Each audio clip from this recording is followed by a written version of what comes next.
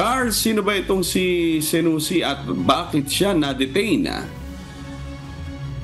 Yes, Sherwin, si Senusi ay ang general manager na internet channel na Tabadul at ang nagtatanghal ng Flona o Our Money na isang Tunisia-based WhatsApp TV channel program.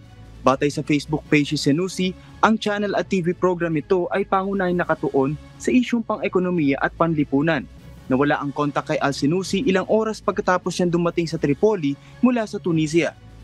Layo ng pagpunta nito sa Tripoli na i-follow up ang pagkakulong ng mga mamamahayag sa Sada News website na Internal Security Agency na naglathala ng mga documentary na may kaugnay sa mga kaso ng katiwalian sa Ministry of Economy and Trade sa ilalim ng Government Unity at Minister Mohamed El Huwej. Dahil dito, nanawagan ang United Nations Support Mission in Libya o UNSMIL noong Sabado, July 13 para sa agarang pagpapalaya kay Ahmed Al-Senusi na nakakulong sa Tripoli.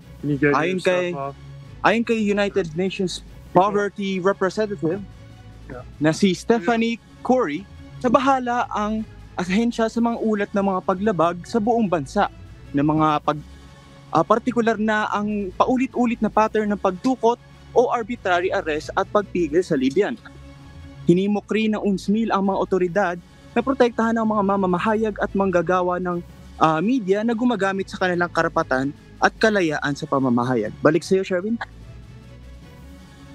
Charles, ilang journalist na ba ang nakulong kaugnay ng kanilang trabaho batay sa pinakabagong census? Sherwin, sa pangkalahatan ang naidokumento na ng Committee to Protect Journalists o CPJ, mayroon ng nasa 320 journalists ang nakulong simula 1992 hanggang December 1, 2023. Nangunguna rito ang bansang Israel na magsimula ang October Gaza-Israel War. Balik sa iyo, Sherwin. Alright, maraming salamat Charles Corpus mula sa Edmonton, Canada.